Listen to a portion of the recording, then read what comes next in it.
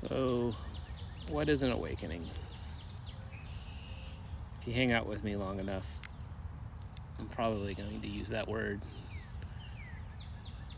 along with other words, but that might stand out. And the word's not important. The word's not sacred. I don't think you need to capitalize it. What's important is what it points to, what it describes. For that reason, you could use any word. You could call it a shift.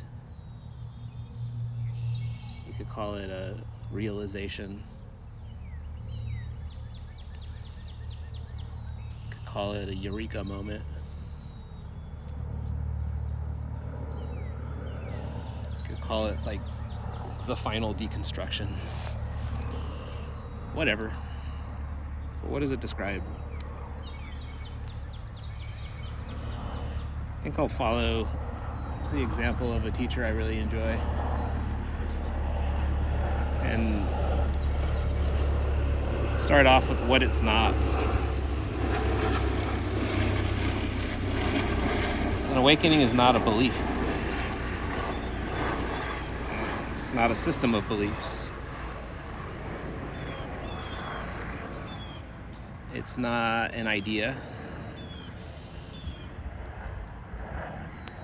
It's not a religion. It's not dogma or doctrine. It's not a paradigm.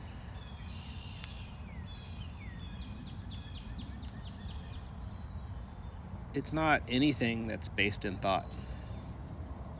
It's what lies beyond thought.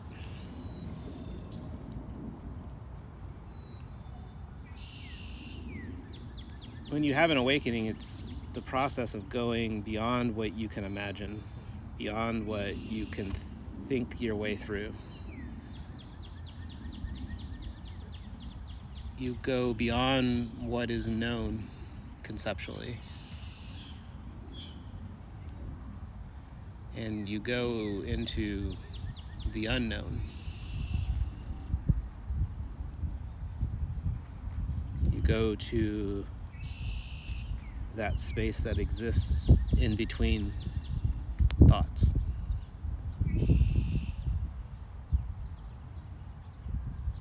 It's going into the unknown and being open to whatever shows up there.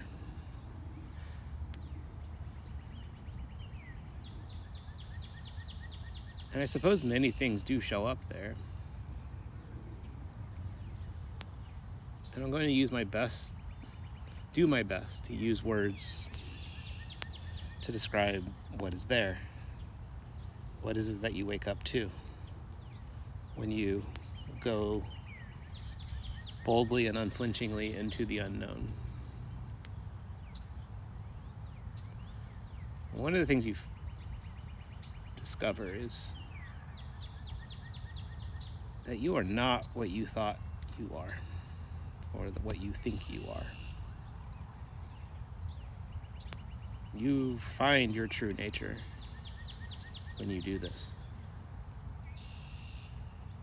And your true nature is not, again, it's not an idea. It's not a concept. It's not a framework. You are none of those things. What you are and what you wake up to is the realization that thoughts can't touch this. Words don't stick to what this is.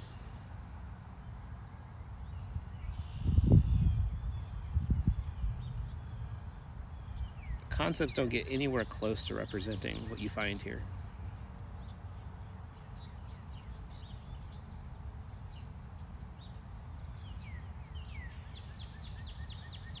What you discover is that you're not this individual stuck here on this planet, but separate from it. It's not you as this individual in a world of individuals, all separate from them.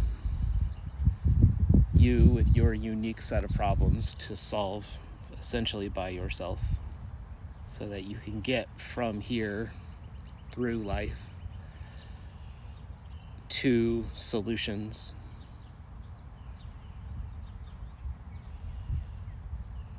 What you wake up to is the fact that you don't have to do anything, because there's nothing to do.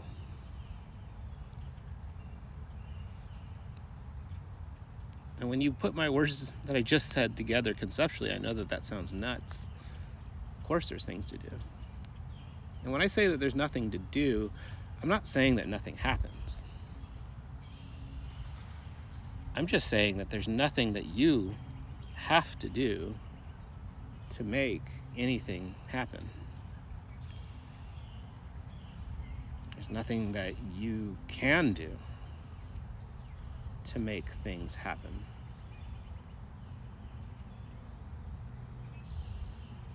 And that's far more comforting. It's far more of a relief than I could have ever imagined.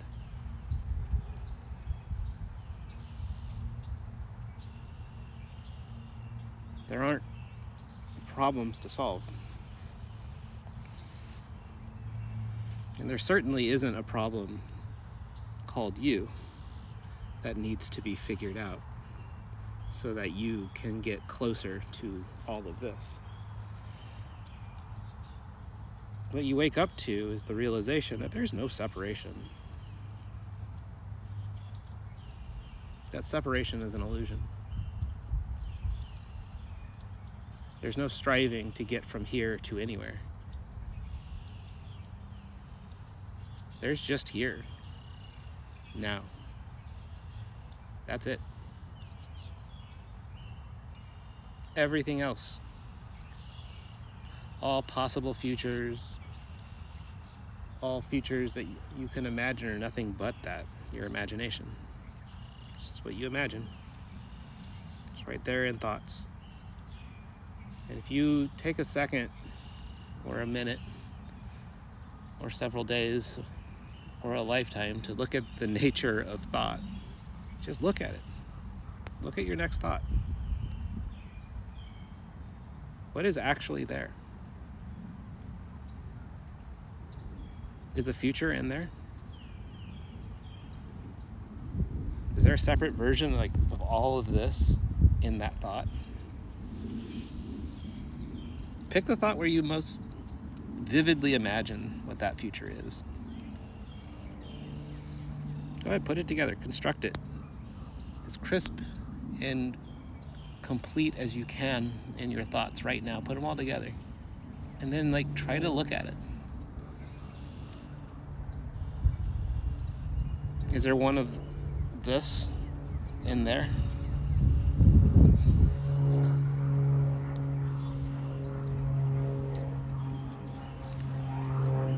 So future is in thought, and thoughts, well, thoughts are just thoughts.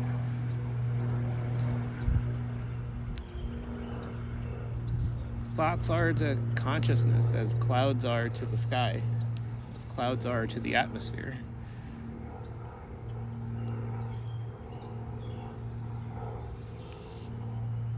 Imagine living a life where you woke up each morning and ran to the window to look up at the clouds because your plan for the day was found in reading the shapes and sizes and collections of clouds.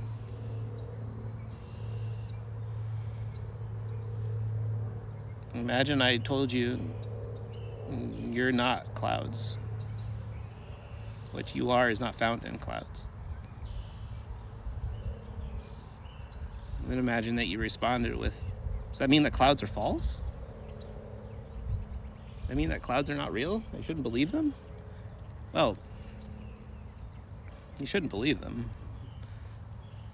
But I don't think I would have to take too long to show you that a cloud doesn't have any inherent truth value. There's not trueness or falseness found in a cloud. It's just a cloud.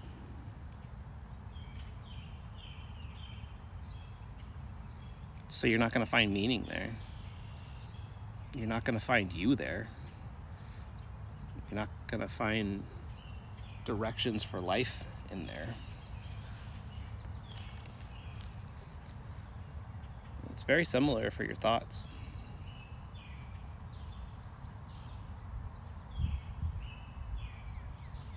None of your thoughts have any inherent truth value. And if you watch your thoughts for long enough, you'll notice that they mostly contain nonsense.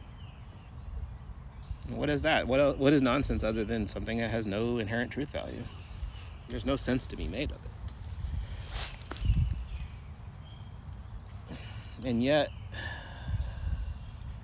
we all, at some point, right around the time that we gained language, we inherited generations and generations and generations of habitual looking into thoughts for who we are.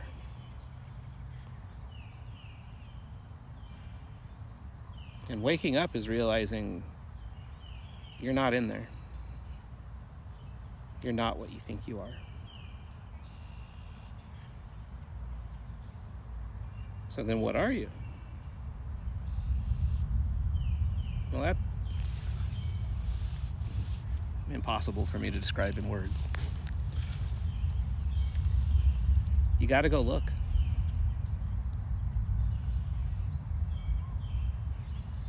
You got to be one of the very rare humans on this earth that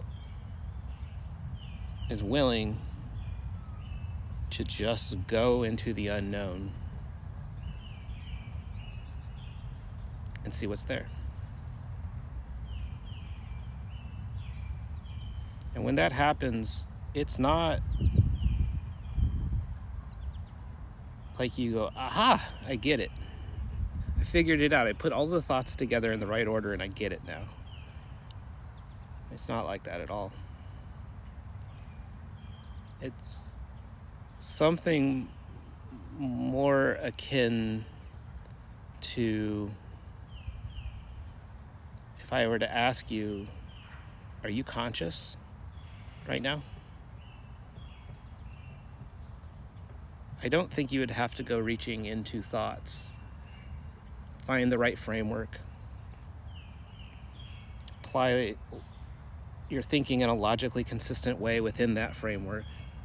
And then reach the conclusion that, oh yeah, actually I am conscious. I am here, I'm sentient. Yeah, finally figured that out. I can show you my work. Now, if I ask you, are you conscious? Like, I think you'd probably be like, yeah. And where does that answer come from?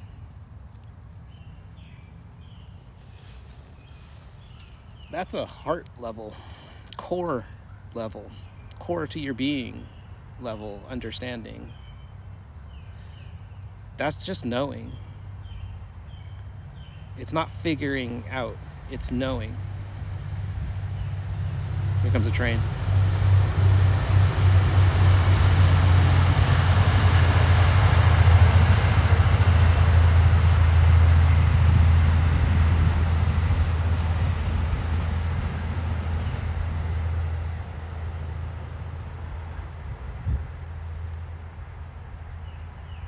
When you wake up to that heart level, core level, energetic knowing.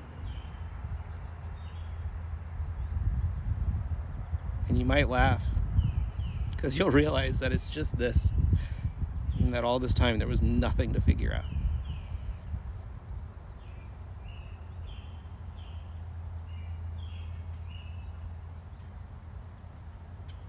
So I guess I'll end with saying is